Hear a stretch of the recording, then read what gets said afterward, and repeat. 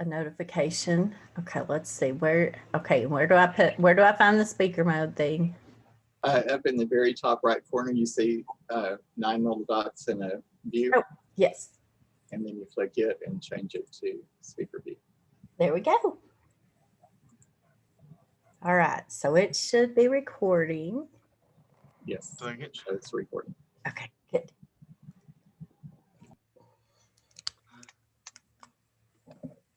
Know this, but actually having a Zoom recording is a bulletproof alibi. Yeah. If there are any questions later as to who was doing what and when and where, we are safe. That's an important safety tip and a good info for book research. Yep. Yeah, that's true. Yeah, crime novels here in the very near future are probably going to start featuring Zoom pretty heavily, I would imagine, if people write about life during the pandemic. Yeah. Where were you during the connectivity outage from 8:01 to 8:11 p.m. last night? Yeah, there you go. All right. Well, since we are recording and it is 10, I'm going to go ahead and call the meeting to order. Good morning, everyone. Good morning. This is hopefully our last virtual meeting of the High Plains Writers that'll occur because of necessity. Although, if we offer extras over Zoom, that'll be because we want to, not because we have to. I guess we can have a really short business meeting if we want, Janet, just to let everyone know where we stand financially and all that stuff. I had to take my Zoom off in case the dog started barking. And I can't see with my glasses. We have $12,458.27 in the bank. Yay. Yay. And real quick, Tex, I will email you after the meeting to request your address so I can pay you. Okay, we love money.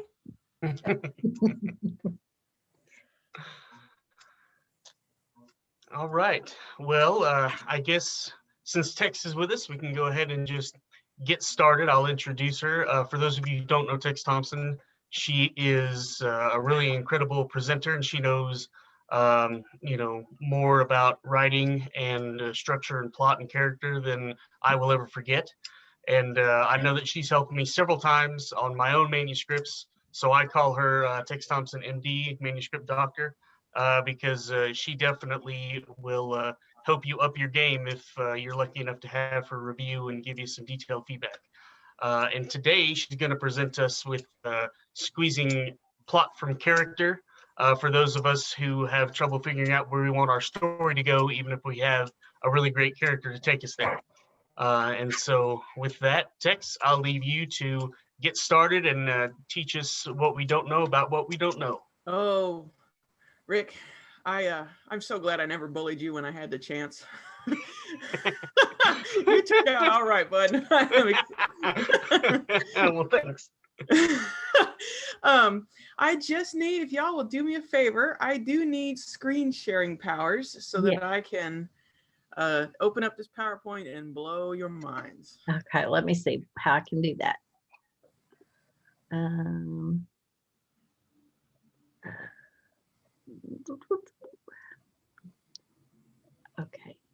Okay, I'm going to give you, hopefully this will work.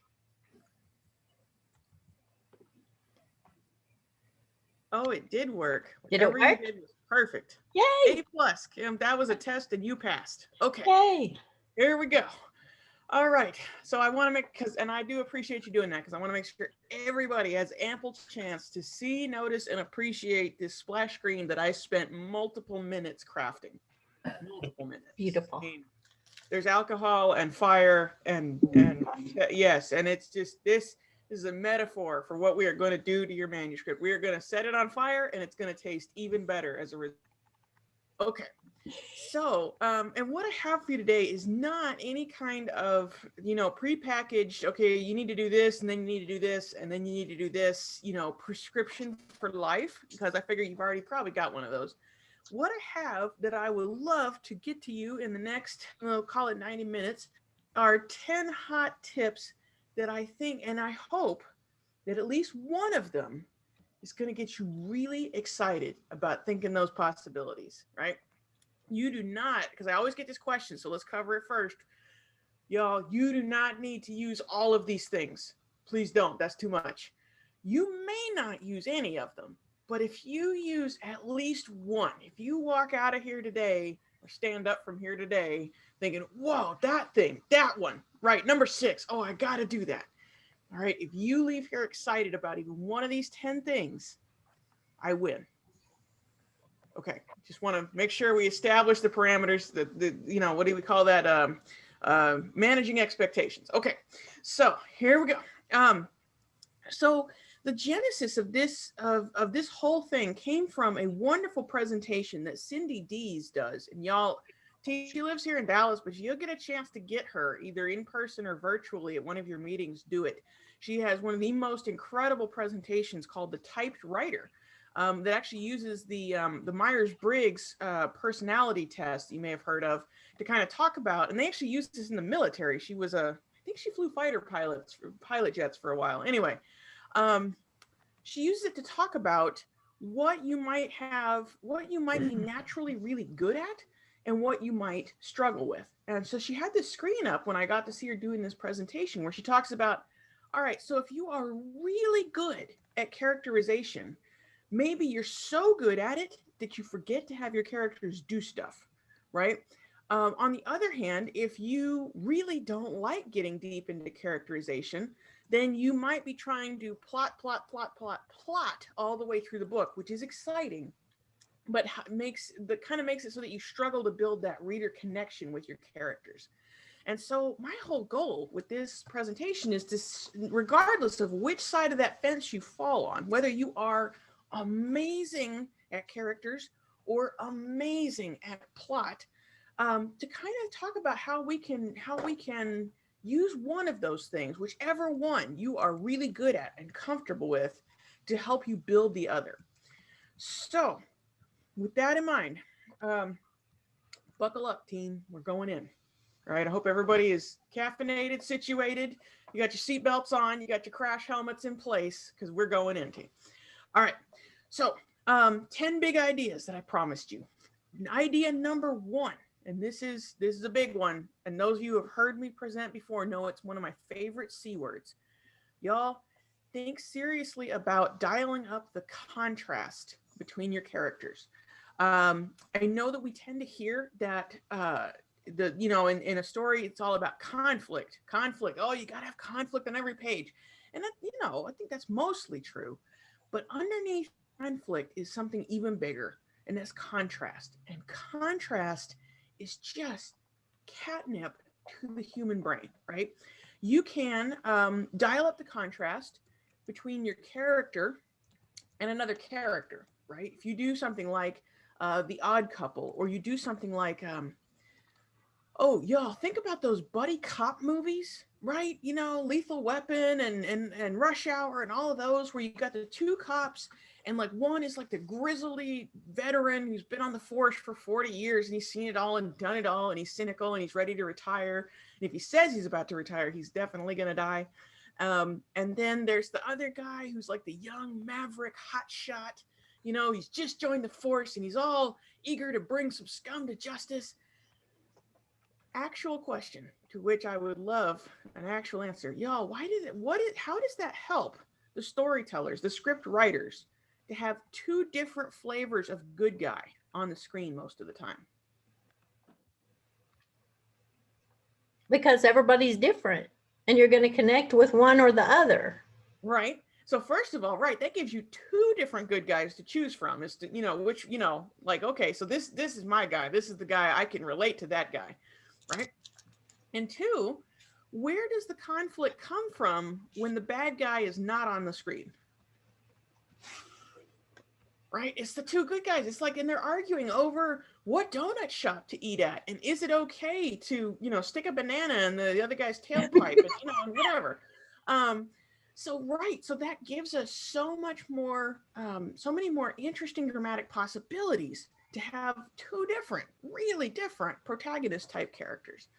We see this a lot in romance too, right? If you have the hero and the heroine, well, they're both good people, right? We're going to be pairing them up by the end of the book, but they're so different that we get to appreciate that contrast even when it isn't actual conflict on the page, right? Even when all we're noticing is how big and tall and tough he is and how small and dainty and, you know, delicate and naive she seems. It's like, it's interesting to put those two things together and look at the difference between them.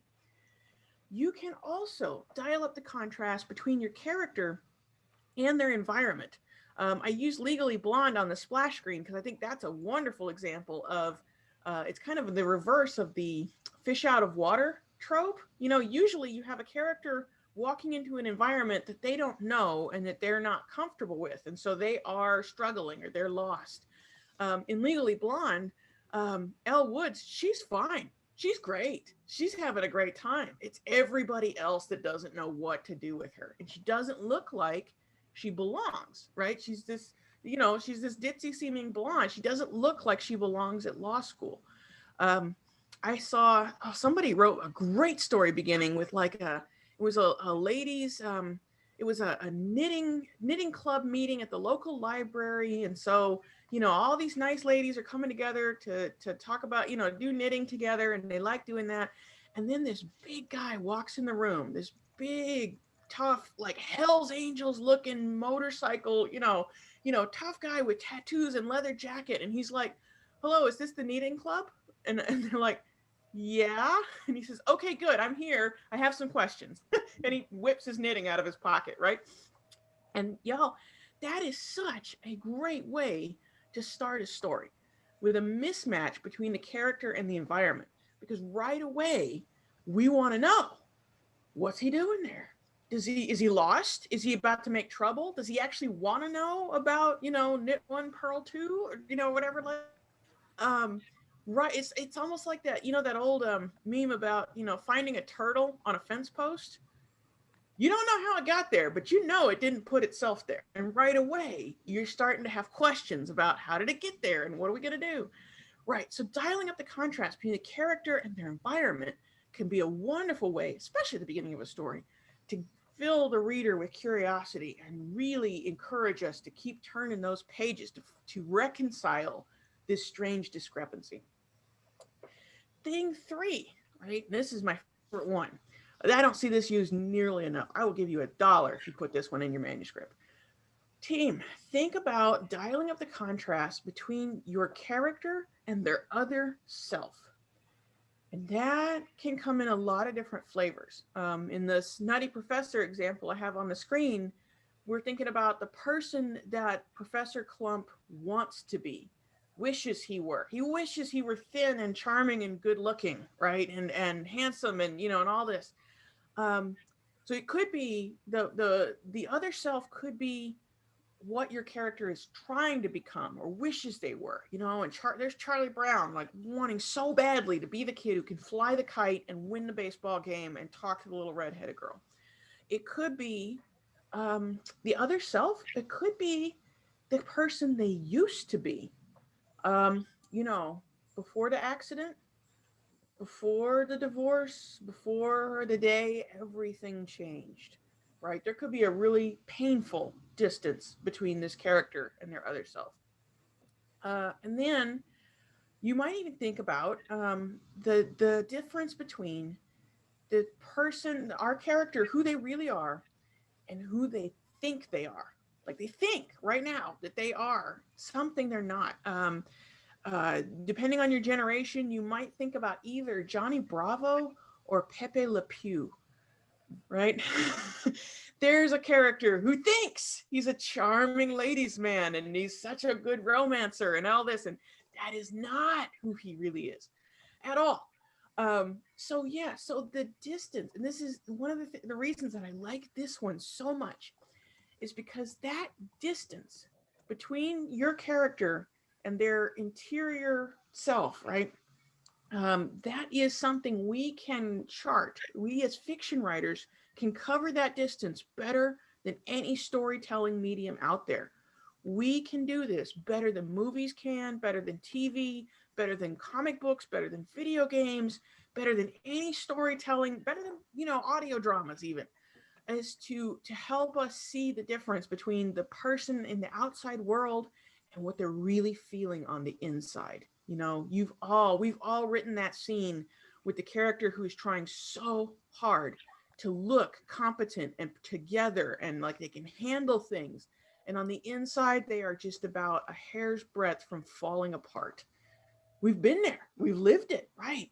So this one, y'all, this is super juice right here. Is this the more you know about that distance between the exterior character and who they are on the inside, or who they wish they were, who they used to be, who they are, whatever. That distance between those two could be small, could be like the distance between the inside James Bond and the outside James Bond is not that big, but or it could be really, really huge. But the more you know about that gap, and the more you can emphasize that gap in your work, the more opportunities you have for the reader to pour themselves into that gap and imagine themselves as this person that we're writing about. And I think at the end of the day, the reason that I mentioned this contrast thing first before anything else is, first of all, I do think it's bigger than conflict.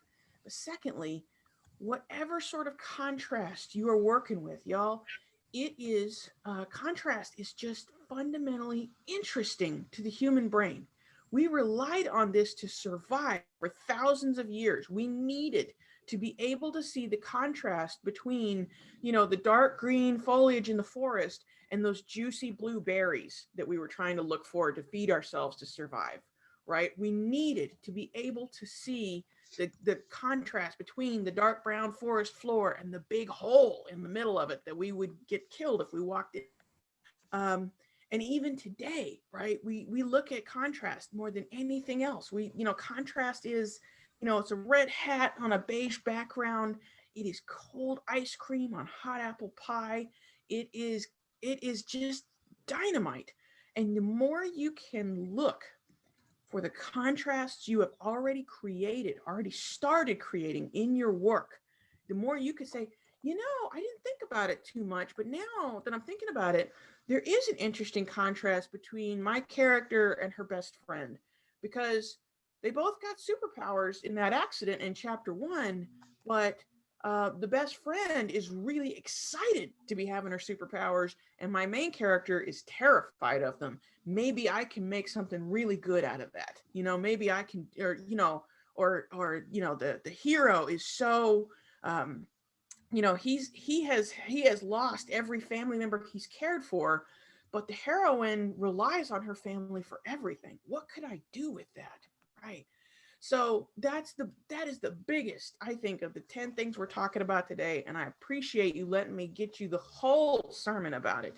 I really encourage you to look for the contrast you've already created in your work, and look for opportunities to dial that up in a way that matters to the story.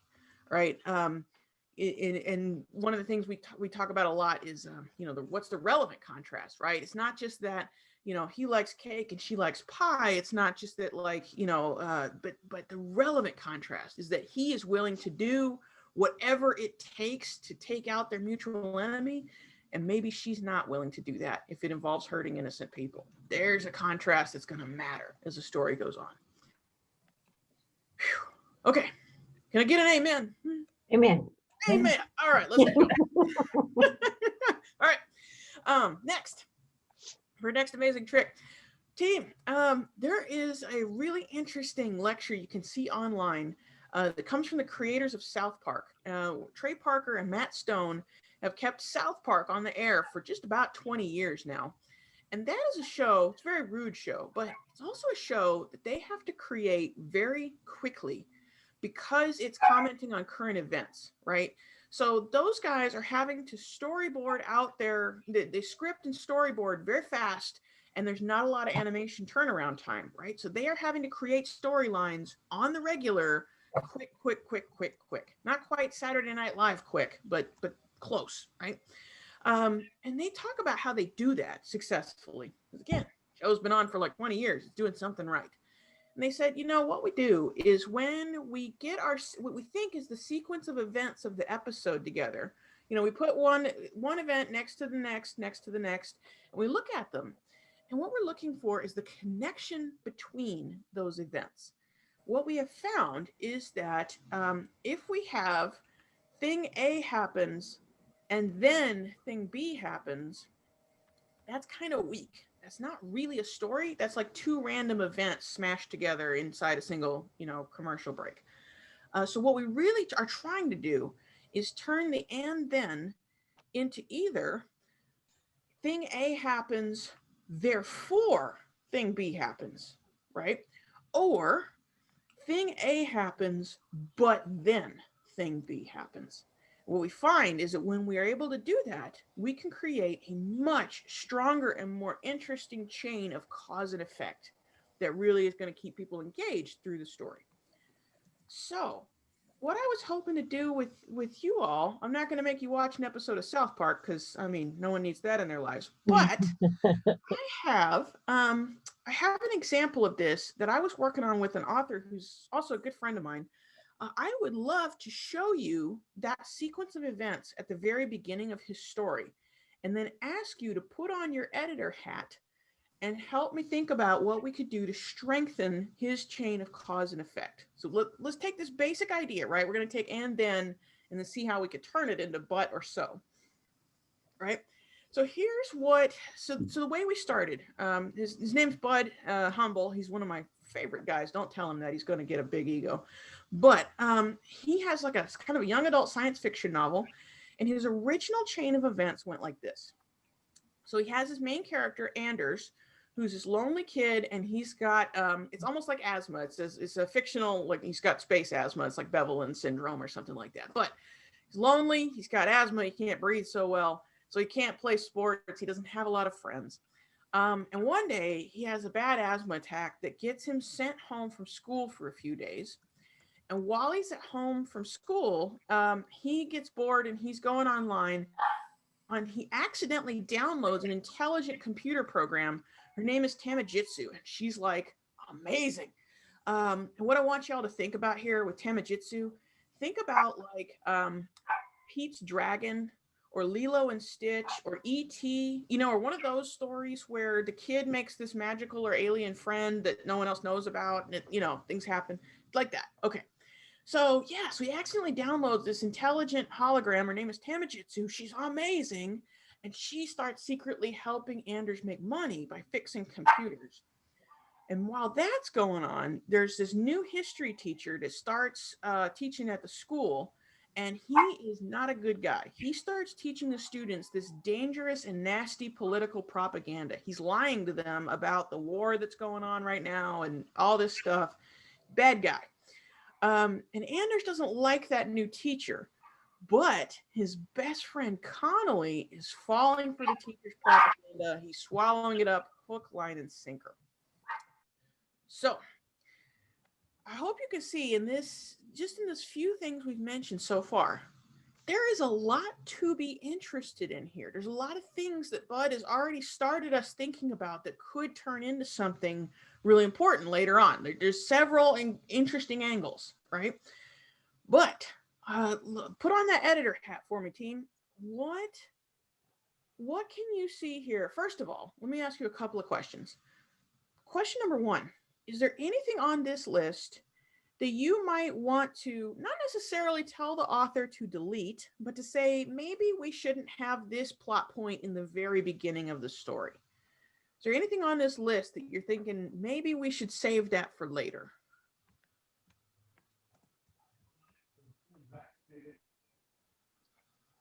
The part where Tamajitsu is helping fix computers, Yeah.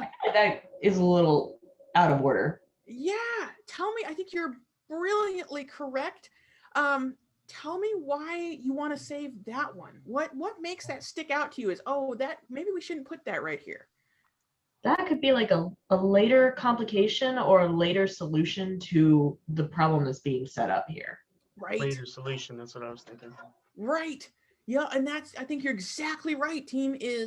That's the one I told Bud too. I was like, dude, save this. Why? Because we don't seem to need money right now. We're solving a problem that we didn't even know existed. And one of the things we want to probably be really careful not to do in the beginning is to hand this character a winning lottery ticket right off the bat. Right? I think here he was given this character a huge dose of, but fortunately, well, what we most need at the beginning usually is a lot of more of, oh shoot, right?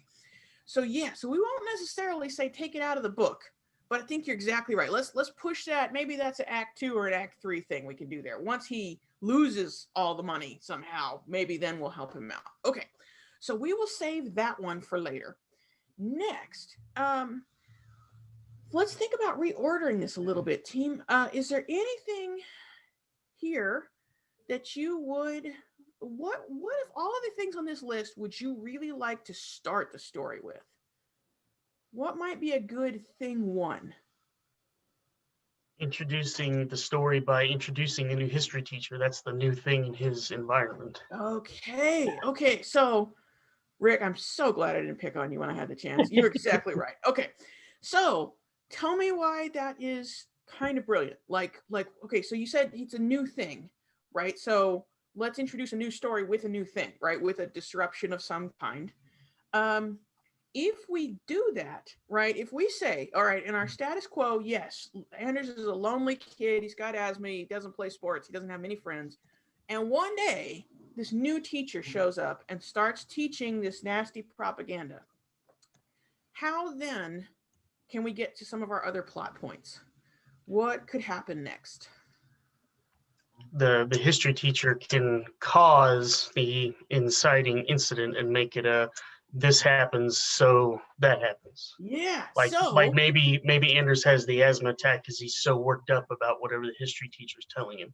Oh, yes. Okay. So exactly, right? Because if we do that, and I bet you, I mean, Rick, you're a pretty cool guy, but I bet you weren't the only person here thinking in that direction. Because I get, was anybody else thinking like, okay, let's make the asthma attack happen somehow? Kim, what are you thinking about? I was just thinking, he's got the propaganda that he's teaching. What if you but him and his best friend Conley up against each other because of that propaganda? Right. And that can also, stack on the effects of the asthma attack. Yeah, absolutely. Right. It's like, let's take the things Bud already had lined up, but reshuffle them in a way that we are creating that tight and ongoing chain of cause and effect. The other thing that I really like about this setup, right, is okay. So yeah, one day the history teacher shows up and he starts spreading lies. Anders doesn't like the new teacher. So what does he do? Is he the kid who just sits quietly in his seat and then complains to his mom when he gets home from school that day? No. Is he the kid who fumes quietly in the back of the classroom and then goes and talks to the principal? No. Maybe he's the kid who he's so unwilling to put up with this nonsense. He's like, that's a lie. My dad died in that war and you're wrong about what you're saying about it, right? Maybe he's the kid who gets so mad that he stands up right in the middle of class and confronts this teacher and gets in a huge argument, which causes that asthma attack that gets him sent home from school for a few days. And now, right in the very, very beginning, we've created an event that shows us who our protagonist really is. He's not the kid who's going to sit quietly in the back and complain to mom. He's the kid who's going to open his mouth and make big trouble for himself. That is the character we are about to have an event. Awesome. Okay, so keep this chain of cause and effect going with me, y'all. So if he gets in a huge argument with the teacher and makes himself sick and gets sent home, now he's stuck at home for a few days. So why is he gonna be on the computer this time? Is he just having a fun time looking at Space and MyTube and whatever else the kids of the future are doing?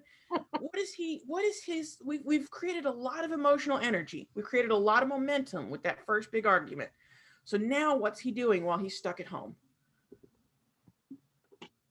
Well, if he's already at odds with his friend because of this teacher thing, he may be looking for new friends or some other person or thing to connect with and runs Yeah. into the AI. Yeah. So he's maybe going to some part of the internet that he hasn't normally gone to before because he's doing something that he hasn't normally been doing before. He might be, he might be interviewing a new best friend. He might be, what could we do, y'all? He might be researching that teacher to see if he can. Mhm. Donna, you have a devious mind. We have to. I really do. Yeah. What if he's trying to dig up dirt on this guy, right? It's like, who is this jackass and where did he come from, right? Maybe he's those like sketchy look up anything on anyone websites you can go to, like find the arrest records. Those are dirty websites, y'all. They will spam your computer with everything. So maybe that's why he's going onto the dark web looking for information on who this teacher really is. And that's why he's on a site he shouldn't be at and downloading something he maybe shouldn't, right? And maybe that's how he finds Tamajitsu. So that could be cool. And to come back to Kim's point from earlier, right? If so Tamajitsu could still be cool and fun. We're gonna save them, make money by fixing computers. We won't do that until much later. But he's meeting Tamajitsu and she's amazing and cool and fun. But what is happening while Anders is not at school? What's going on in that classroom? The Best friend propaganda is is falling for the propagating. propaganda. Yeah, Anders isn't there to challenge the teacher anymore. So that's why Connolly is drinking it in because nobody's telling him otherwise, right? So maybe when Anders gets back to school, he's recovered, he goes back to school and he can't wait to tell Connolly. He's like, man, you are not going to believe what I found, what I got. I'm like, you got to come to my house after school. You got to see this, right? So he's going to be really excited to see Connolly again, but Connolly has been drinking the Kool-Aid and now Anders is like, oh no, you're, down the rabbit hole. I can't trust my best friend. I can't tell him about Tim. Oh gosh, and now he makes a choice. Like he's gonna keep Tamajitsu a secret from his best friend. And that is our first irreversible moment of the story, our first major choice.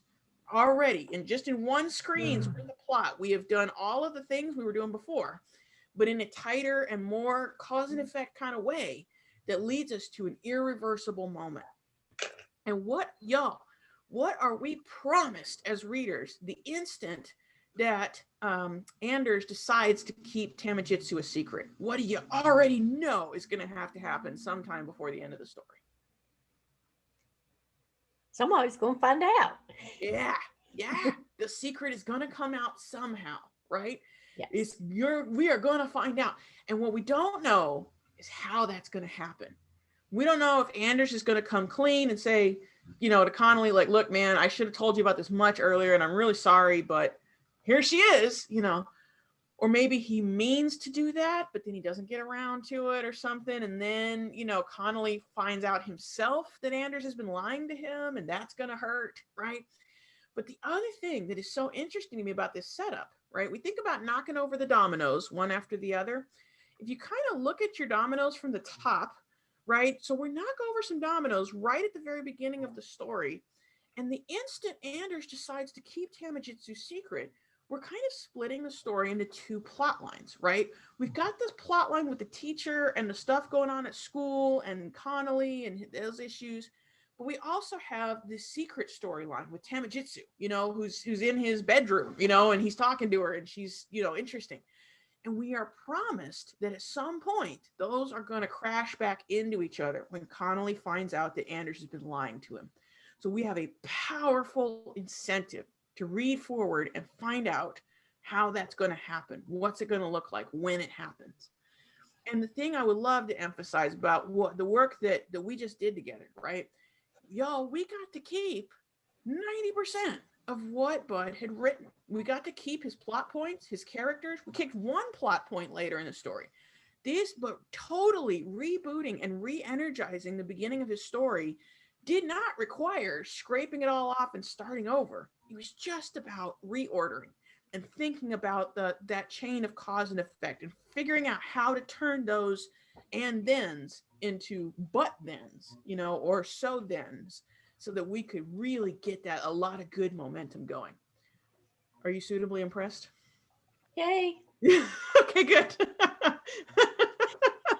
All right. Thank you for putting on your editor hat and help me out with that, team.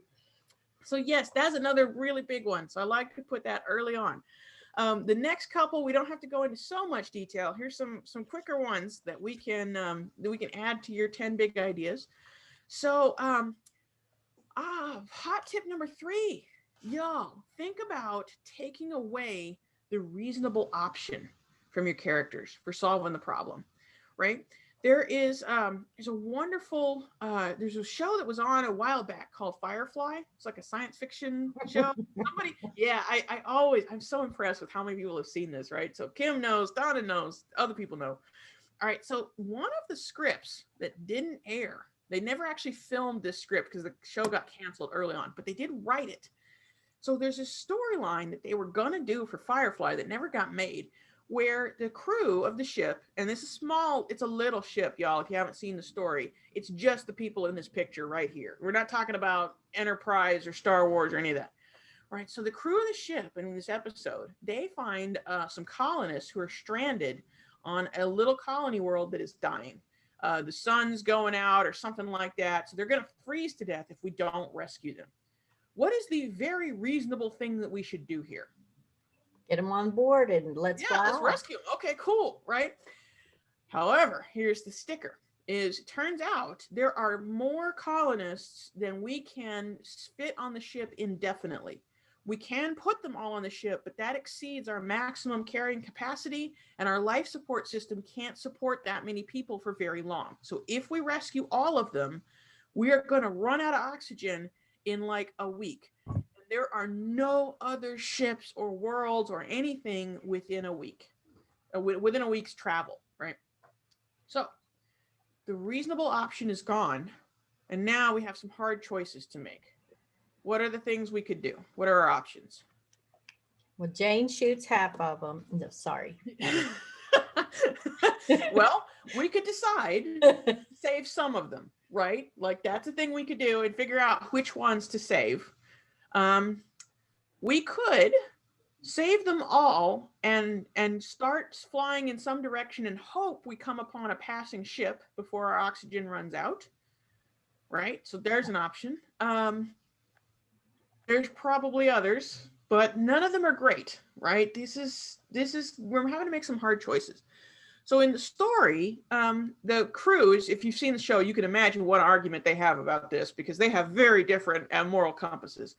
But they argue, and then Captain Mal, Nathan fill in here, says, okay, so you know what, guys, look, we're all tired and we're not going to get anywhere tonight, and they're not going to freeze to death overnight. So let's all go to bed, and in the morning, we're going to take a vote, and whatever we vote, that's what we're going to do.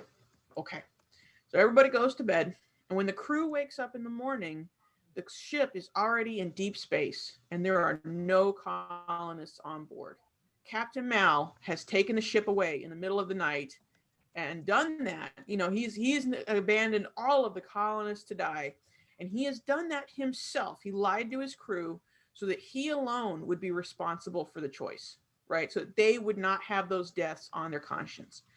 And if you're thinking like, whoa, that's bad, but that's also good. I mean, that really says something about that character, right?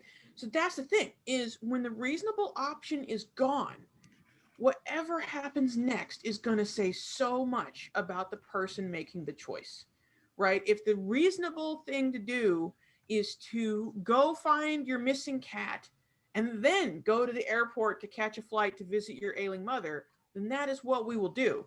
But if it's one or the other, if you can look for your cat or catch your flight, but not both, then whatever happens next says a lot about your priorities. And they didn't do this in the episode, y'all, but I would submit you can make this hurt a lot more if the reasonable option is on the table at first. I think their script would have been better If we had showed up to that colony world and said, oh, great, there's only 20 colonists. Good news. We can take that many. Come on, y'all. And then an accident happens and the ship's life support system is damaged and suddenly we can't anymore, right? I mean, it's Firefly, so the ship's always breaking, right? Something happens and the engine, blows out again. And now, oh shoot, we thought we could save everybody and now we can't, right? We thought we could find the cat and get to the airport. We thought that we could both be, I used a young adult example for someone just recently, like imagine a young adult story and these two guys are best friends and they're both wrestlers in the high school wrestling team, and they're both going to be the best wrestlers ever because one of them is like a welterweight and the other one's a heavyweight. So they're in different categories. But then, we can afford to be best friends. But then one guy gets a growth spurt over the summer and now we're both in the same weight category. And now we're going to have to go against each other, because only one of us can be the champ. Like one of those we thought we could do, but we thought we could both be the champion and be best friends. And now we can't. It hurts. And that is juicy stuff, team. Forcing our person to choose between the lesser of two evils is going to say a whole lot about that person. You can also, thinking about this, right? So we could force our characters to choose between the lesser of two evils. We could also force them to choose between two mutually exclusive good things. So for example, if any of you have seen like The Little Mermaid, right? Where she really wants to live in the human world and she gets a chance to do that. But if she becomes human and chases Prince Eric, she's going to have to give up her voice. She won't be with her father or her sisters anymore, right? She's going to have to give up her family. You can have that thing you really want, but it's going to cost you.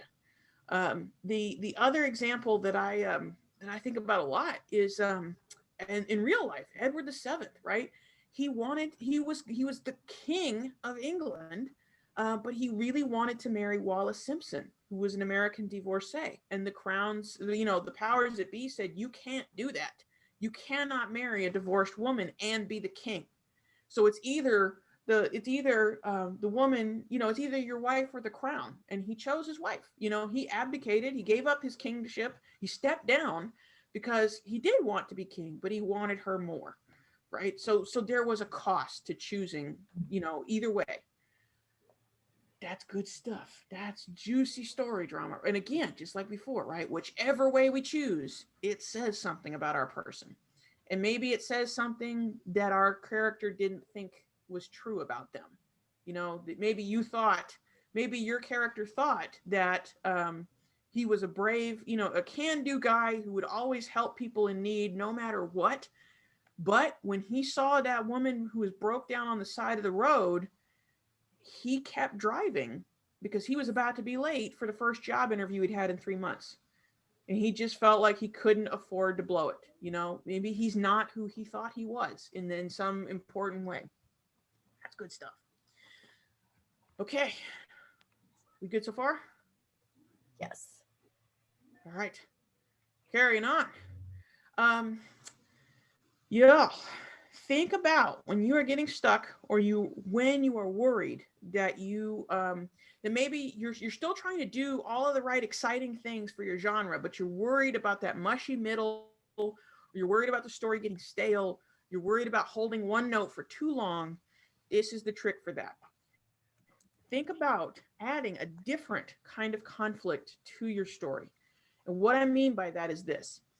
Dave Corbett has this wonderful book called The Art of Character, and he talks about 3 essential kinds of conflict. He says, all right, so when we boil it down, right, there is internal conflict where we don't know what to do. We are conflicted within ourselves, right? Do I love Edward or do I love Jacob? Do we save all the colonists or only half? Whatever.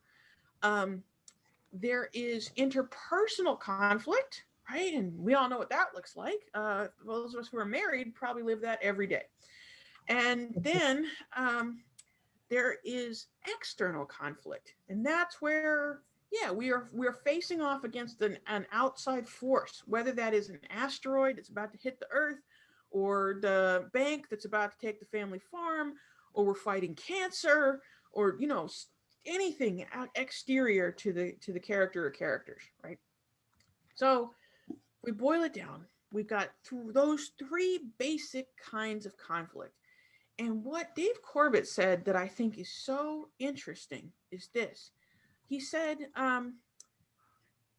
basically, internal and interpersonal conflict generates sympathy from the reader. When we see Anders, who is coming back to school and suddenly realizing that he can't talk to his best friend anymore, we feel bad for him, right? We feel that. We've been there. We've had that problem. Or when Anders is raging because the teacher is unfair, we feel sympathy for him because we've all had a terrible teacher, a terrible boss, a terrible, parent, whoever, right? We feel that. External conflict generates admiration from the reader. So external conflict, like again, when James Bond is doing all of his James Bond hero stuff and doing car chases and gunfights and tracking down the drug kingpins in these exotic locations across the world, we are not supposed to have our hearts bleeding for James Bond. We're not supposed to be thinking, oh, James, I so feel for you. No, we're supposed to be thinking, wow, Mr. Bond, you are so cool and rad and awesome, and you're doing all this neat stuff, and I love to watch you do it, and it makes me feel like I'm kind of doing it vicariously. That's great. I love to see you do that hero stuff, right? So chances are that you're looking at this list of three kinds of conflict, and you can already see which one your genre most relies on.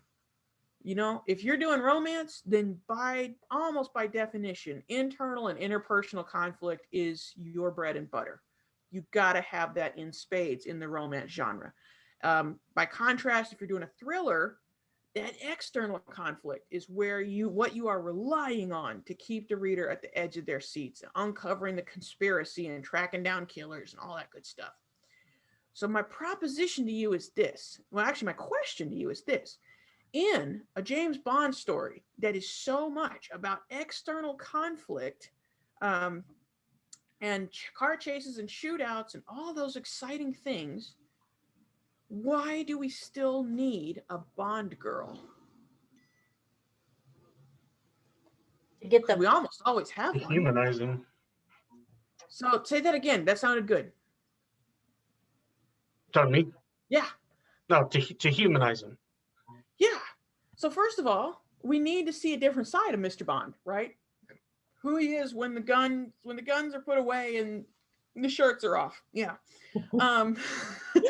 So that helps round out the character. And what would happen if we didn't have any kind of romantic interlude or interpersonal episode? What would happen if it were just nothing but car chases and gunfights for like 2 hours? We Bad can't pacing. connect. Too much? It's too much. Yeah. It's the last hour of Batman versus Superman, and no one needs that in their life, right? Because it's nothing but punching. It's too much punching. Right. So it really helps even in so yeah, for the Bond stories, right? The external conflict is the bread and butter, but that internal interpersonal conflict is the salt in the jam. We're going to put a little bit of it in there. That's going to give us a nice change of pace, and we're going to have interesting new things to get to wonder about, like, oh, she's so beautiful, but can I trust her? And does she really need my help? And what's going to happen if we get together?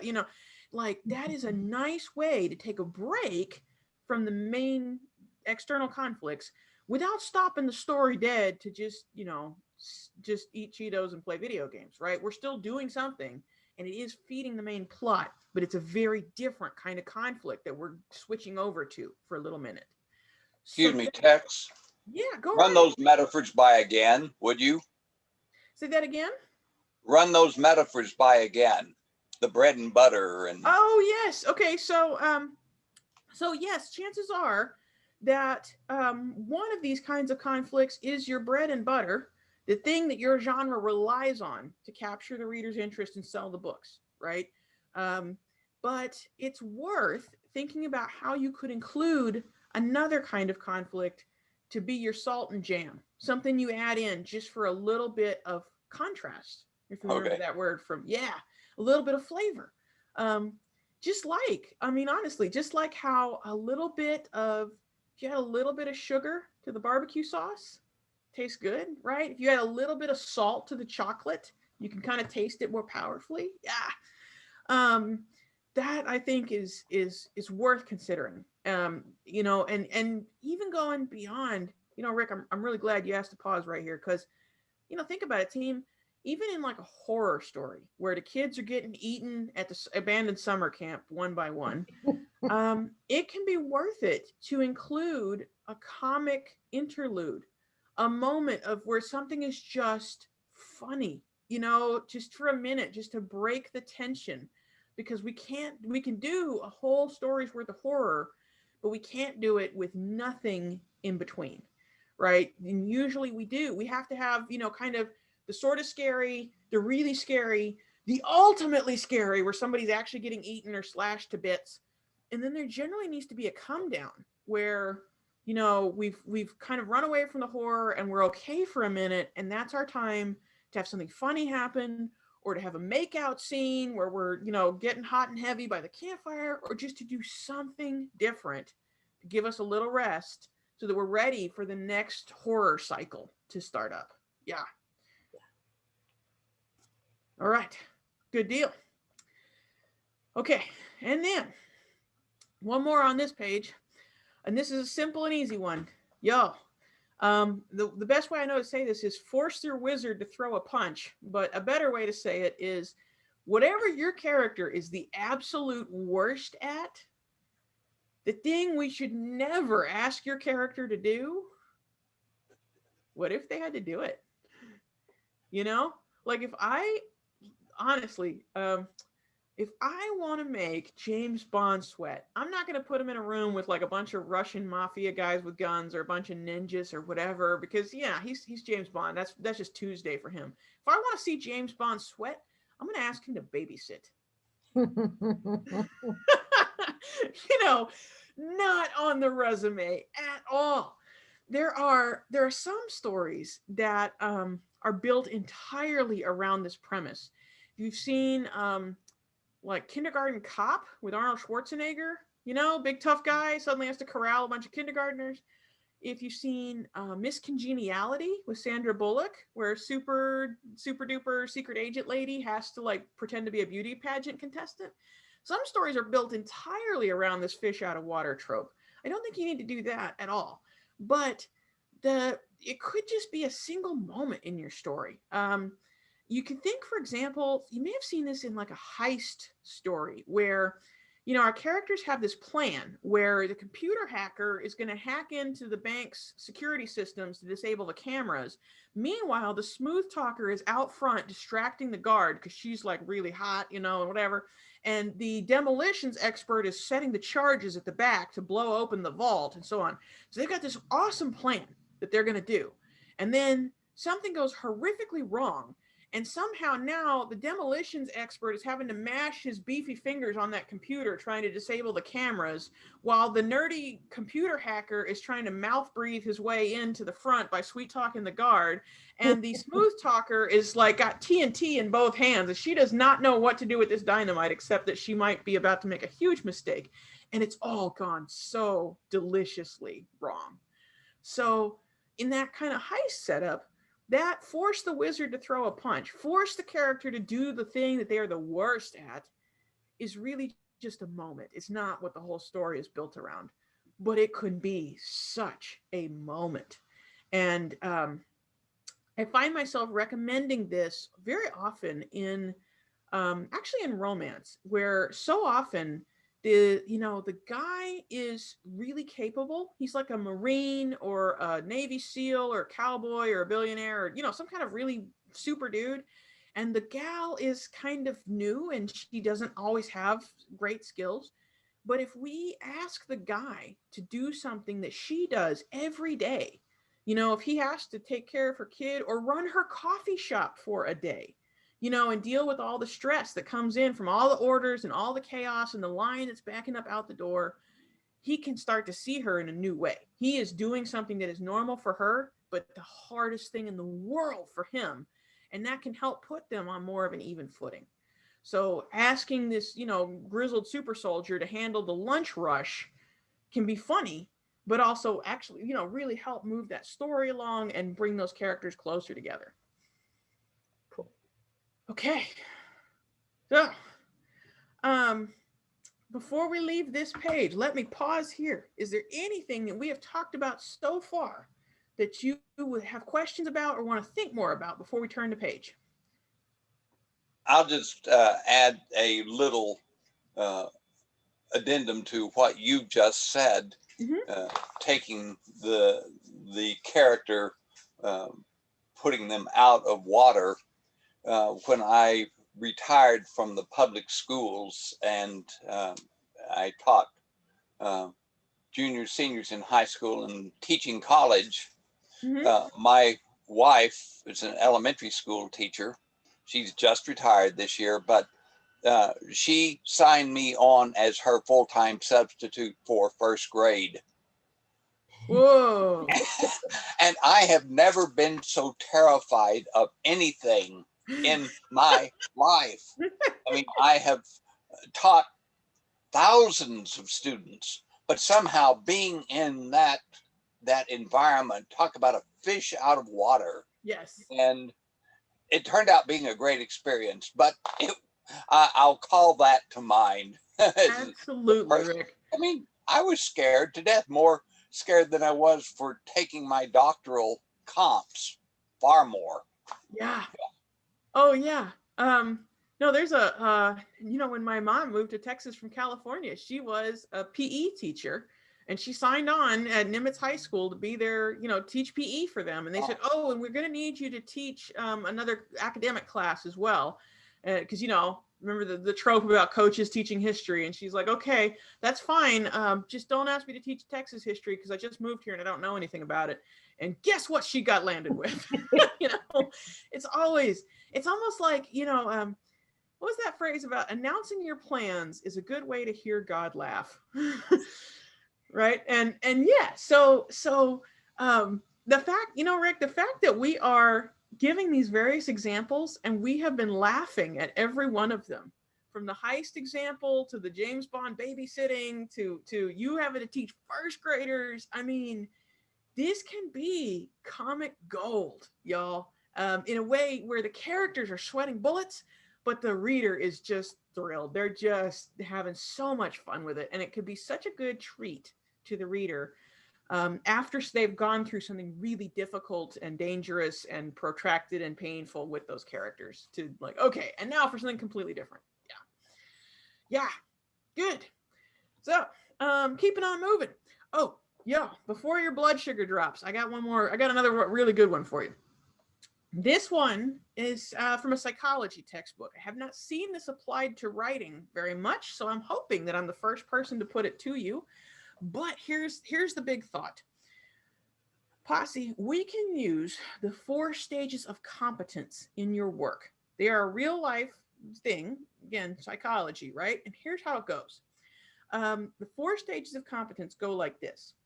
Stage 1 is unconscious incompetence. And this is where you suck so bad, you don't even know you suck. This is, you know these people, you've worked with these people, right? They don't even know they're bad at what they do. They don't even realize. You could think about what a 5-year-old thinks driving a car is. 5-year-old doesn't even know they can't drive. They think what you're doing is moving the steering wheel back and forth. And they're like, oh yeah, I could do that. Yeah. Okay. So there's unconscious incompetence. Stage 2 is conscious incompetence. And that's where you suck, you know you suck. So if you leave this presentation today thinking, wow, I don't know a thing about writing, congratulations, you just moved to stage 2. And this may be what a 10-year-old or 12-year-old thinks driving is, right? At that point, they kind of realize that there's like gears and pedals involved and you've got to shift and do the stuff. They know that they don't know how to drive yet. we work at it, we can very often get to stage 3, which is conscious competence. That's where you can do the thing if you really buckle down and focus. And that's your 15-year-old with their learner's permit who can just about back out of the driveway without dinging the mirrors if they are paying attention and not doing anything else. Does anybody want to take a guess as to what stage 4 is? Overconfident. Almost. Unconscious competence. There you go. Unconscious competence. You are good at the thing, and you are so good at the thing that you could just do it without really thinking about it. And that's where a lot of adult drivers like that, right? Not Dallas drivers, but a lot of adult drivers can just drive the car, and you don't really have to think about, okay, I'm going to put it in neutral now, or I'm going to put it in reverse, and then I'm going to hit the. No, we just do it, right? So thinking about these 4 stages of competence, right? One of the things I like about this idea, about these 4 stages, is it does map pretty nicely to the hero's journey if you are using the hero's journey. That's an if. I'm not a person who lives and dies by what Joseph Campbell thinks. But so if you are using the hero's journey, those 4 quadrants can map nicely to Act 1, Act 2A, Act 2B, and Act 3. And you can look, and the thing that I would pay attention to, regardless of whether you're doing hero's journey or anything, right, is let me back up for a second. What are the dividing lines between these stages? What would be the moment in your story, if there were one, where the character goes from stage 1 to stage 2? When is the moment where this character, who is so bitter, and she says, men are terrible, men are awful, and the reason I've never been on more than 2 dates with anyone is because they're all just garbage. They just want one thing, and they're not even worth my time. What is the moment when this lonely soul actually realizes, oh, maybe it's not every man in the world. Maybe the common factor here is me. Maybe there's something that's been going wrong. Maybe there's a different reason why I haven't found anybody that I like. Holy smokes, so something like that, where we don't even know what we don't know, and then suddenly there is an epiphany. It's like, oh, that's why I'm so unhappy. Oh, I've been doing this so wrong. Yeah. So I like the stages of competence because they do encourage us to think about what would be the dividing line between stage 1 and stage 2, or stage 2 and stage 3, right? When do we go from 0 to hero and have that training montage where the skinny nerdy guy, Steve Rogers, becomes Captain America, and is, starts to become really super? The question that I would ask you before we leave this driving metaphor behind, right? We talked about how little kids don't even know they can't drive and adults can just do it. At what age, y'all, are we most worried about someone not hitting the mailbox with the side mirror, but absolutely wrapping the car around a pole, smashing into something at 80 miles an hour and having a catastrophic or even fatal accident? What age group do we really see that with? Teenager. Yeah. That's just it, right? Is you gotta really, the point where we are most worried, or the point where we are most vulnerable, really, is that not the 15-year-olds who just got the learner's permit. Yes, they will ding the mailbox, right? But the 17, the 19, the 23, the 25-year-olds who have been doing this long enough that they think they're at stage 4 when they're not yet, right? So if you are going to have a total the car moment in your story, right, where the couple that seem to be going so well together breaks up, where we arrest the wrong suspect and leave the real killer free to murder the detective's wife, where Connolly finds out that Anders has been lying to him right at the worst possible moment and tells the teacher about Tamajitsu, and then the teacher gets a hold of Tamajitsu and everything is just terrible, right? If you are going to have a moment in your story where you wreck everything, The hero's journey puts that almost right at the 50% mark, the abyss, death, rebirth, whatever. For my money, anywhere in that 50 to 75% window, that is ripe territory for a character who thinks they have finally gotten everything together, and to find out the hard way that they don't have it together at all, and to have a really catastrophic setback. The other thing I would mention about these 4 stages of competence is there are a lot of stories. Think about James Bond, think about anything John Wayne ever starred in, think about Columbo, lots of detectives actually. There's lots of stories where it's not really about competence because the character is already good at their job from page 1. It's not about being a flawed person, right? For those kinds of stories, lots of thrillers, mysteries, those kinds of adventure stories. It's not really about competence and incompetence. It may be a lot more about ignorance and understanding. So if I were going to replot this for a thriller, right? Maybe in stage 1, let's say that a few homeless people have been turning up dead, but we're pretty sure it's just drug overdoses because, it'll happen over down there on Skid Row, and we're not really worried about it yet. But then in stage 2, we've realized that someone is out there and is actually killing these people. And we don't know who it is, but there's a serial killer on the loose. And all we know is that we don't know. And the bodies are piling up, and the mayor's office is blowing up our phones, and the media is everywhere, and the bodies are stacking up, and it just feels terrible because we don't know what's going on. And then we'll get to stage 3 where we're putting together the clues and we're assembling suspect lists and we're working the case. Maybe we do arrest the wrong suspect and have a catastrophic setback in there. But in stage 4, we finally get to the point where we know who it is. It's Buffalo Bill that's kidnapping these girls. We know how he operates because we've been talking to Hannibal. We know what he's going to be doing with that girl in the pit. We have finally got things figured out. And our last job is to get out there and find him and track him down and get that girl out of the pit before it's too late. Right? So yeah, this whole stages of competence thing, if you are doing an external conflict type of story where it's not about somebody who's bad at love or can't get their life together, maybe it's more about this ignorance and understanding. The last thing that I would want to really mention about these 4 stages of competence is that it does apply to you, the writer, right? These stages of competence in your writing. However, there is not one dial here that says this is how good you are at writing. There are 9 million different dials. One of them is called dialogue. Another one's called plotting. Another one's called characterization, pacing, wordsmithing, revising, productivity, critiquing, marketing.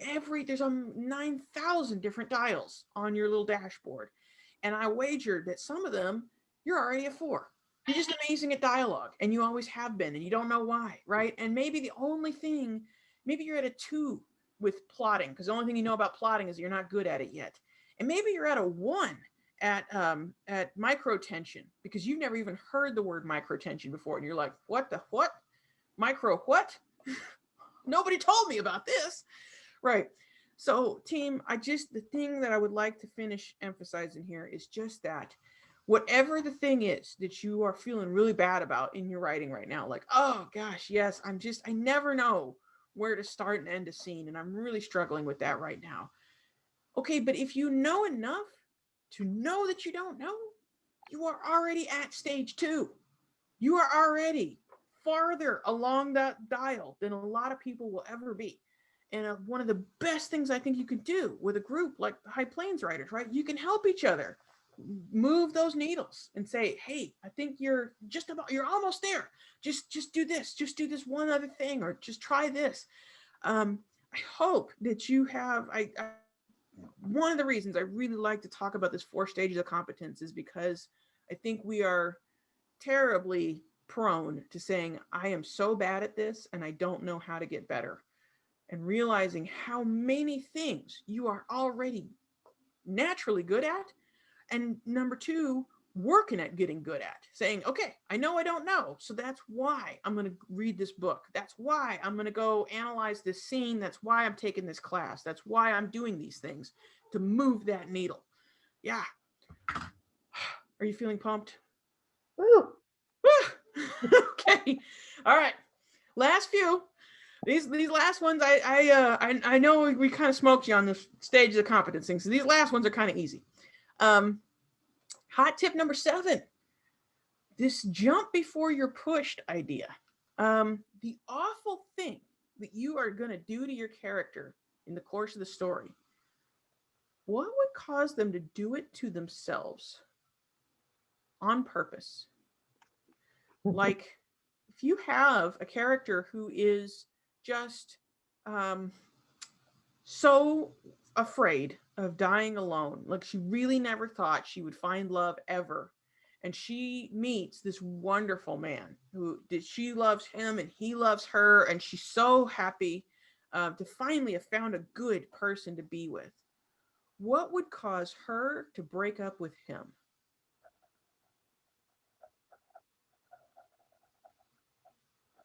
Because, if you can answer that question,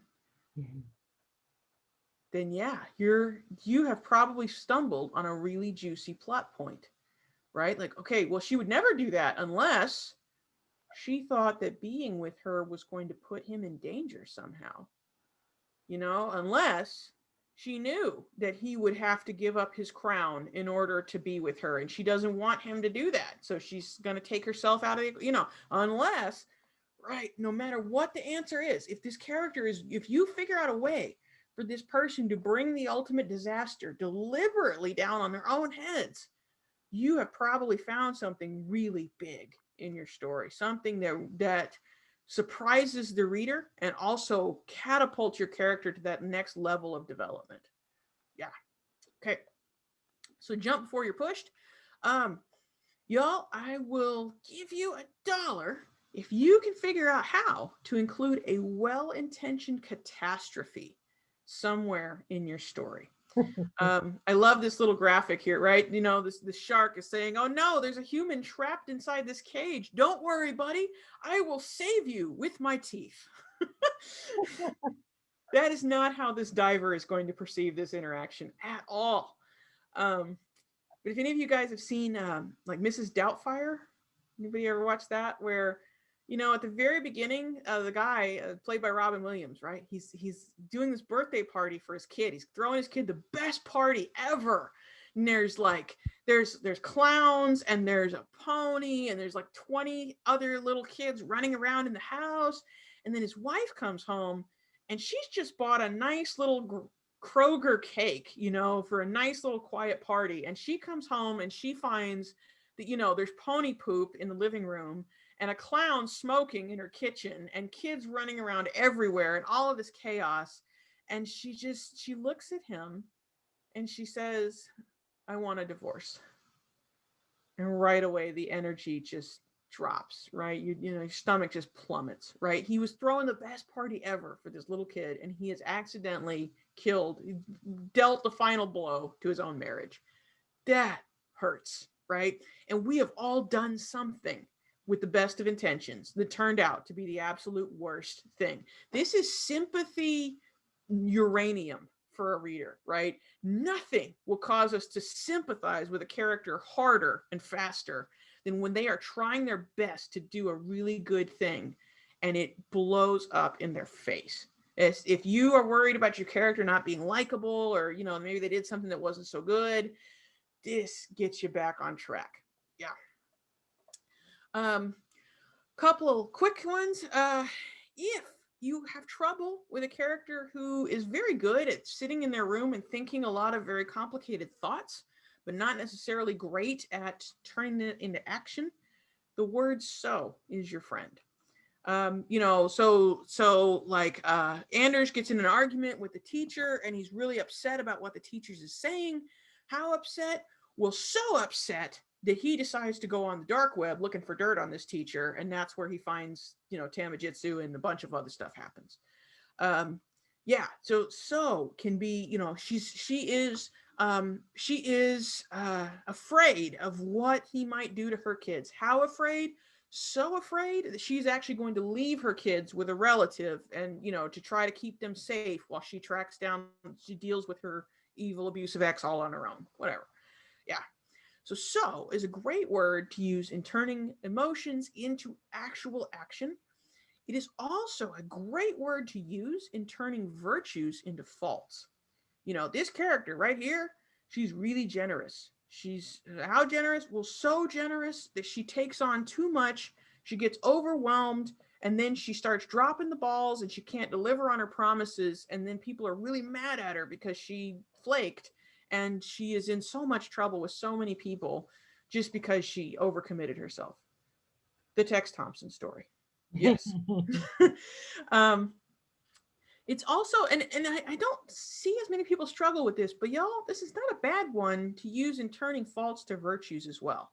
If you've got a character who just constantly pops off at the mouth, where she constantly gets in trouble because she tells people what she really thinks, and she's gotten fired a bunch of times, she can be perceived as very rude, or obnoxious, and she just has very little impulse control. That's obviously a huge fault. But when the chips are down, that character may be the only one who is willing to tell your protagonist the truth and say, listen, like, the reason that you are 38 and single has nothing to do with anyone else out there in the world. It is your problem, and you need to fix this, or just admit that you're just not cut out to have a partner. Deal with it, Sheila. Get your life together. Right? Whatever. So we talked about so's. We talked about that. Okay. Any last things? Any last questions that you have on any of the tips we've talked about so far? Go, Kim. I have a question about number 8, the well-intentioned catastrophe. When in the story is that most effective? Is that something that you want to put in, like in Doubtfire, like toward the beginning, or can that just go anywhere, kind of a where you need it situation? So that's a really good question. Definitely works as an inciting incident, right? Because having something blow up in your face, it's like, oh man, I've been there. That's a really good way to attach to a character for the very first time. And I think that's why they used it in Mrs. Doubtfire the way they did. But I think you could also use it as a total the car kind of moment in that third quarter, where the cheerleader and her hunky quarterback boyfriend have finally gotten together, and this is the best thing, and things have been going really well.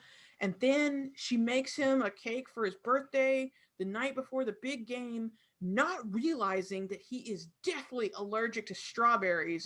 And now he's in the hospital, and he's going to miss the playoffs, and it's all her fault.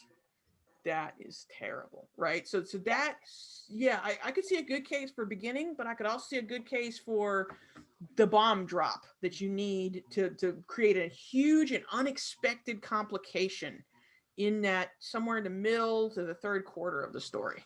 Cool. Yeah. Thanks. That's a good question. Yep. Anything else, team? Okay. Janet, what did you got? What do I got? I have nothing. Got nothing? Nothing. Okay. That's fair. That's totally fair. That's totally reasonable. Okay. So let me give you, I saw you unmute yourself, so I thought you might have a question or something. I may have misinterpreted that.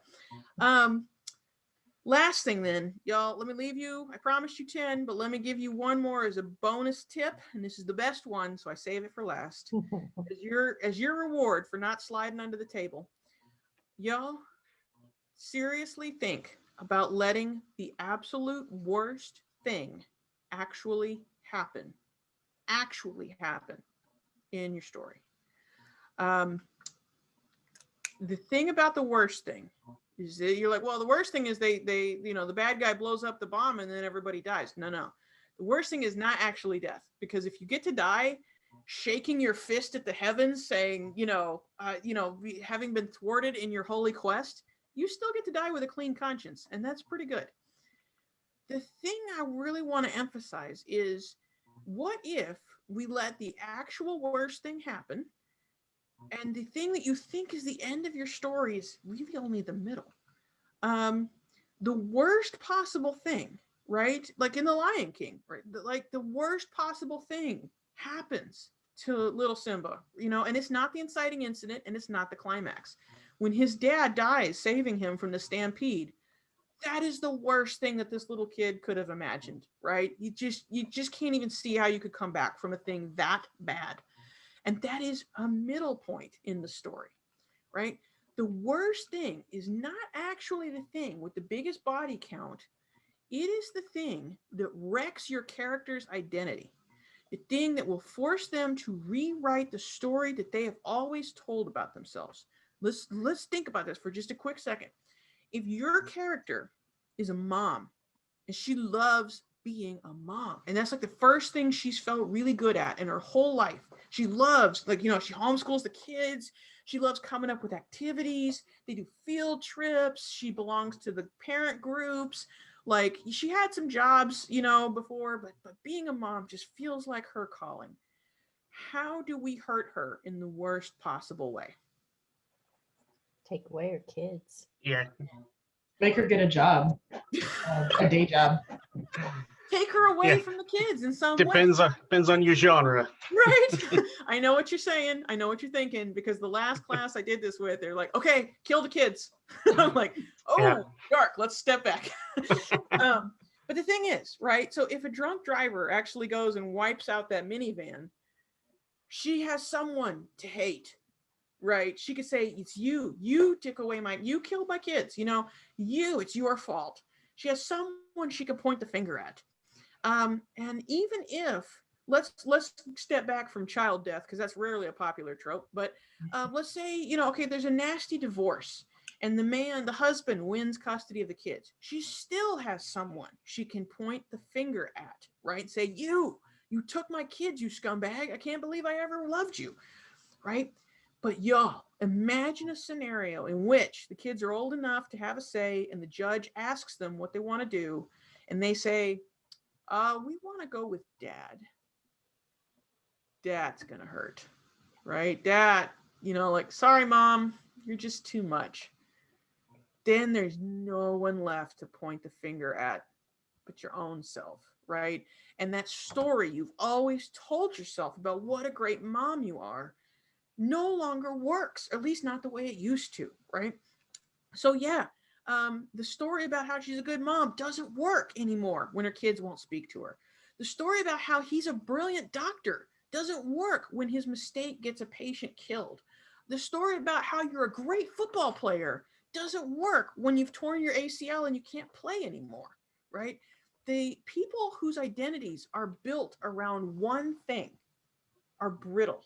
And as soon as we take that away from them, they shatter. Your character may not be brittle. Your character may have a very good and healthy, you know, maybe she's proud of being a mom, but she also has her, you know, career, and she's a writer. You know how important it is. I know you know this as writers, to have something that you could fall back on when you feel like a terrible writer. Say, well, okay, I'm a terrible writer, but I'm an amazing cook, you know, or I'm a good parent, or I have a, you know, I'm good at my job. It's really important to have your emotional eggs in multiple baskets, right? So even if you're not writing a story where the character has some sort of brittle identity that you're going to wreck in the course of the story, sometimes the worst thing we can do to a character is to give them exactly what they want. You know, if you've got a couple who are fighting over money, you know, and they're like, we're just unhappy because we're poor, and if we had money, then we'd be happily married. All right, let's say they inherit $500,000 and they're still fighting. Now you can't use that excuse anymore. Unfortunately, you got what you wanted and it doesn't fix your problems, right? I think that this, to me, this is like the most underused skill that a writer could develop. Because the thing is, right, think about how, you know, at the end of the day, we are all living beyond something that our younger selves would have considered unsurvivable. That, you know, we are living beyond the loss of someone that we loved dearly. We're living beyond the end of a relationship that we thought we couldn't do without. Heck, y'all, we are living beyond a global pandemic. we're living, and to do that, to have the courage to imagine the worst possible thing and figure out what that is for your character, and to put them through the worst possible thing for them, that really invites a reader to imagine how they will survive their unsurvivable events, right? I see a lot of writers who are good at writing the story of Job, the story of a character who just has terrible things heaped on them from first to the last. But it takes major guts to write the story of Peter, to write the story of a guy who truly believed he was the first of the disciples. He was, Christ's greatest ally. He was sure in his own heart that he would never betray the man he loved more than anything. And yet, things got hard, things got weird. Before the cock crowed 3 times, he had denied this man and watched him die. I mean, actually did, and had to figure out how to come back from that, how to earn redemption for the worst of all things. And he does, right? He does. Peter survives and he earns his redemption and gets a happy ending that we still get to live with today. But we don't get to write that ending if we don't put him through those things first, right? You never know what your reader is dealing with when they're reading your work.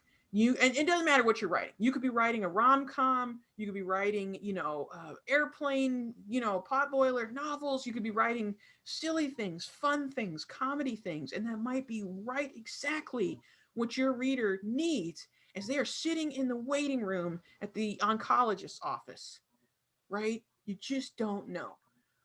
But the more you are comfortable with pushing your character beyond their unsurvivable event horizon to contemplate what is the worst of all things for this person, can we do that to them? And can we find a way through it to a better ending? The more encouragement you are giving to a reader that they are also going to make it.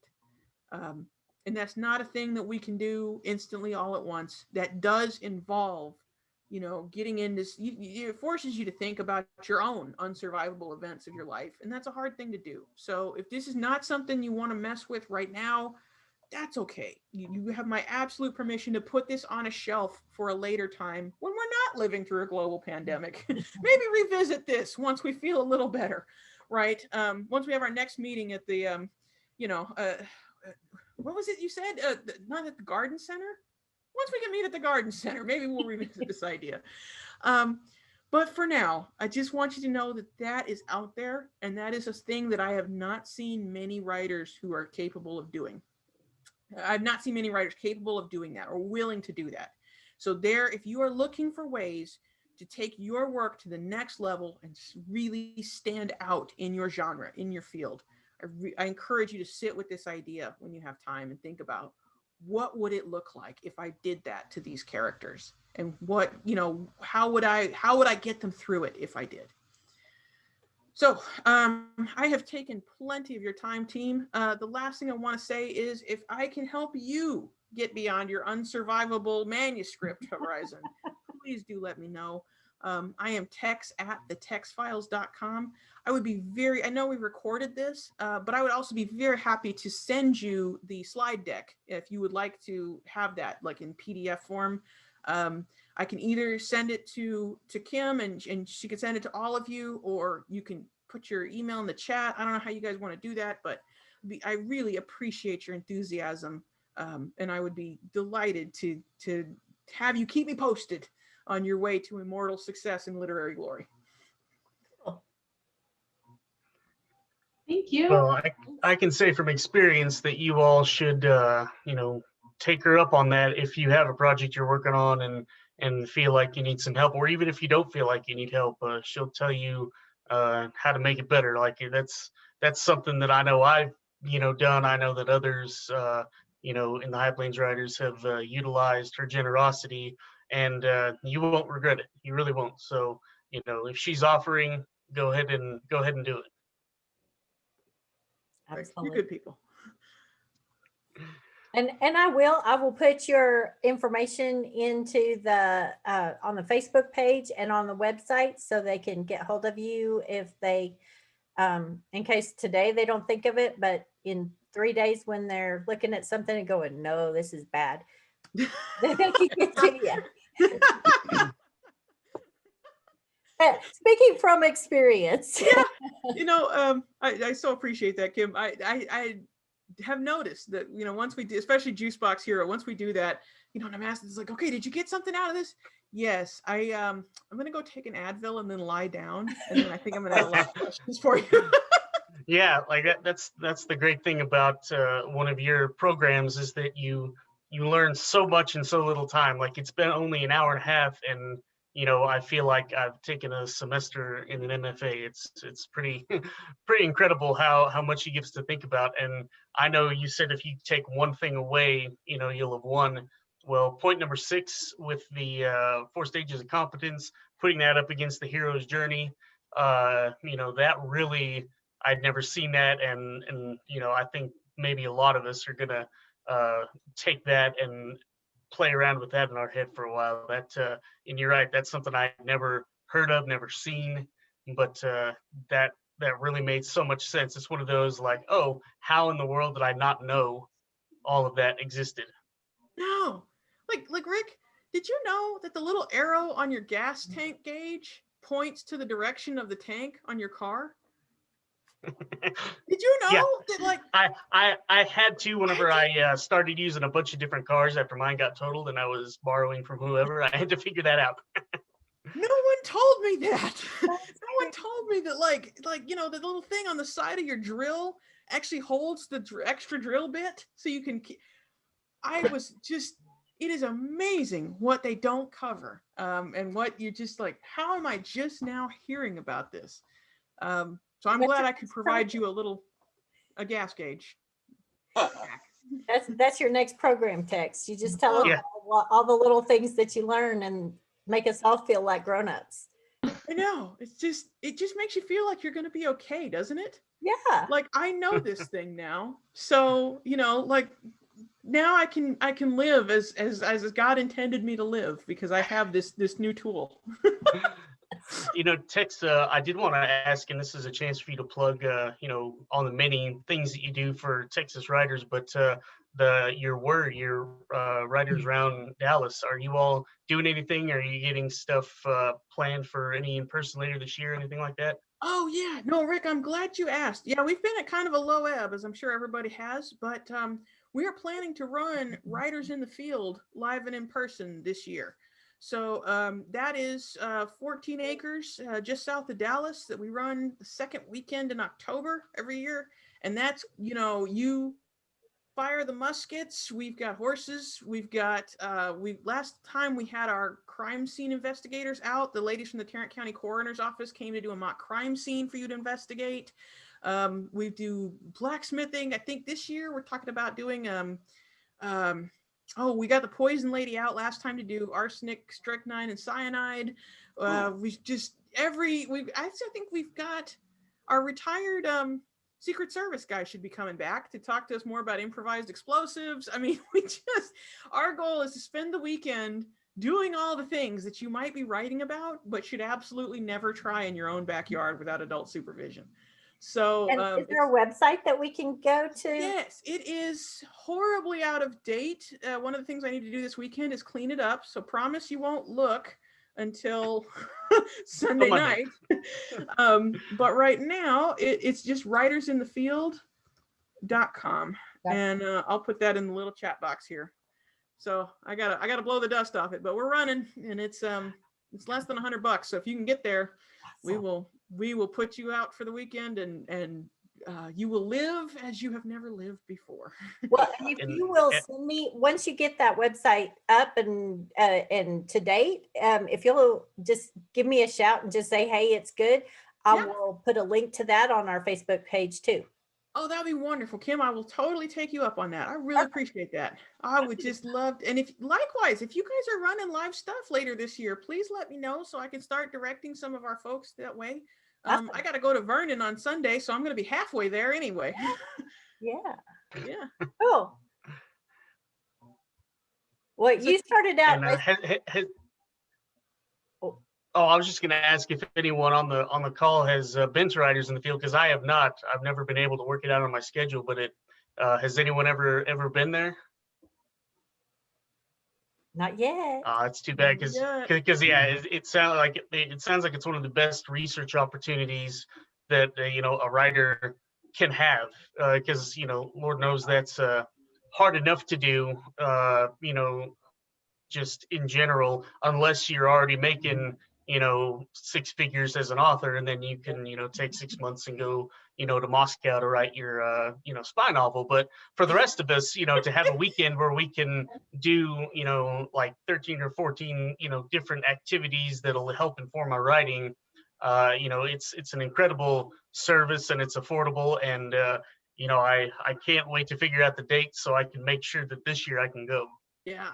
Yeah, Well, likewise, Rick, if I don't know when you guys, I know it sounds like you're starting to run in-person events pretty shortly. So if you ever need me to get up there and bring my 15 sets of practice locks and lock picks, we can do some misdemeanors together.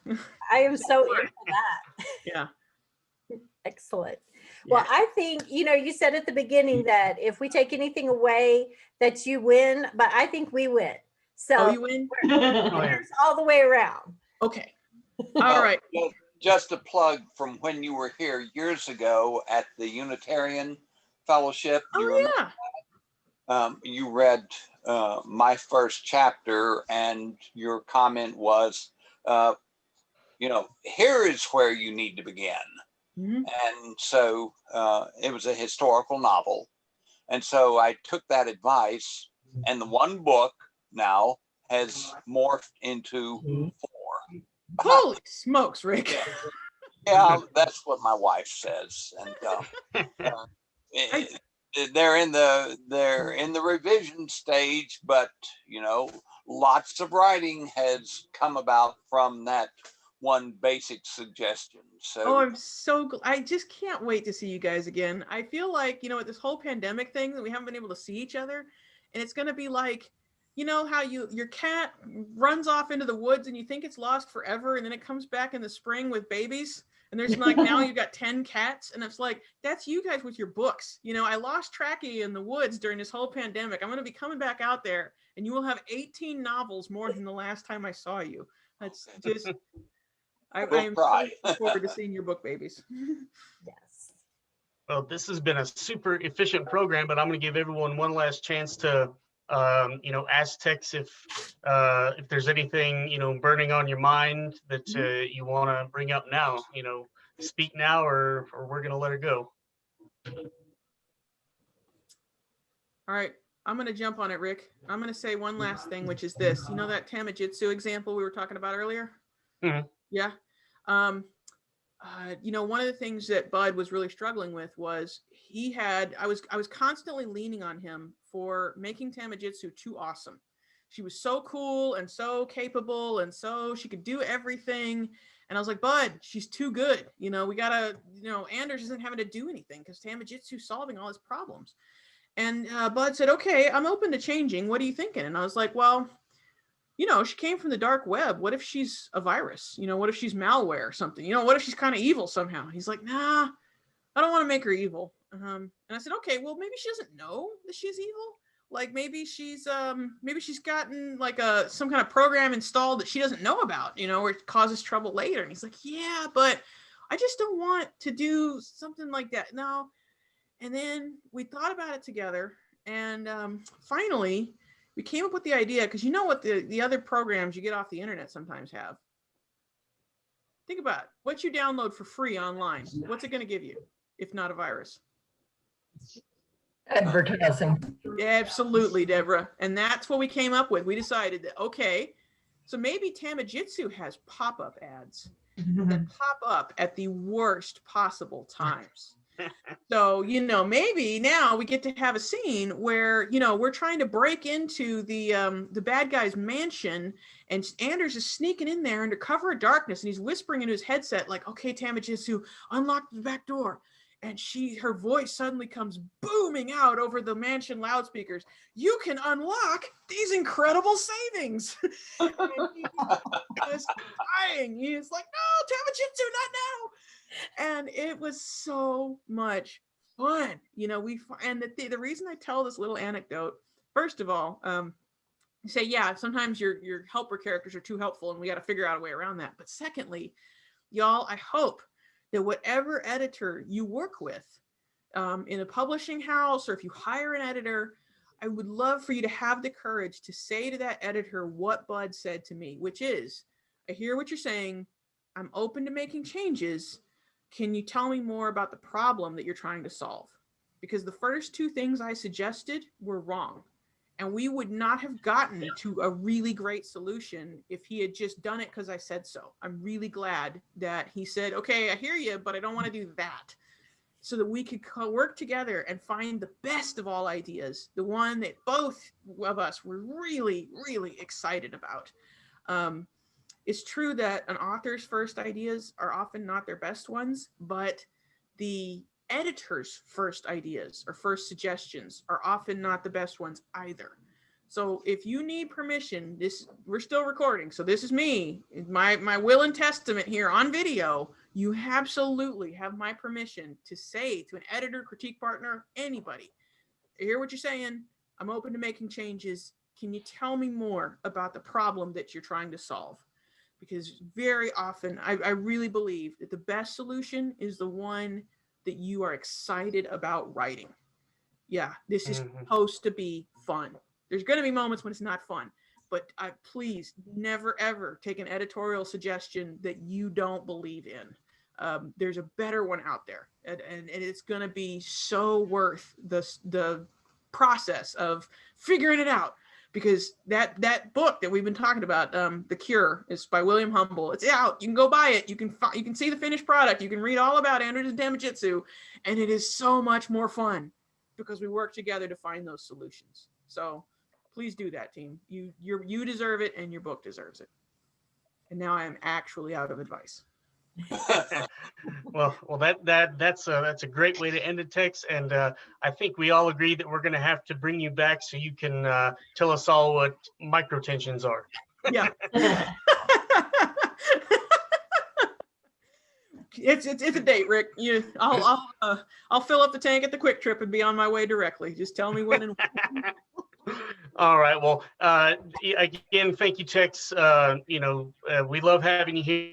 And yeah, next time it's going to be in person, and there's nothing like getting this all live and in person. It's one of the coolest experiences that authors in this part of the world get to have. Although you travel everywhere, so it's not just a Texas thing. But we're going to claim you. So. All right, I can't wait to swap pheromones with you, buddy. It's going to be awesome. Oh. All right. Wayne, I think you wanted to stay on at the end of the call after Kim stops recording. But other than that, I appreciate everyone coming, and we'll put it out in the newsletter and Facebook, but we're hopeful that July is going to be in person somewhere in Amarillo. So that's good news to end on right there. Yeah. Real quick, everyone. Wayne Hughes' birthday is today. Happy birthday. Oh, Happy Wayne. birthday! That's not even what he's staying on to talk with me about, but now it is. Okay, I'm going to stop recording now.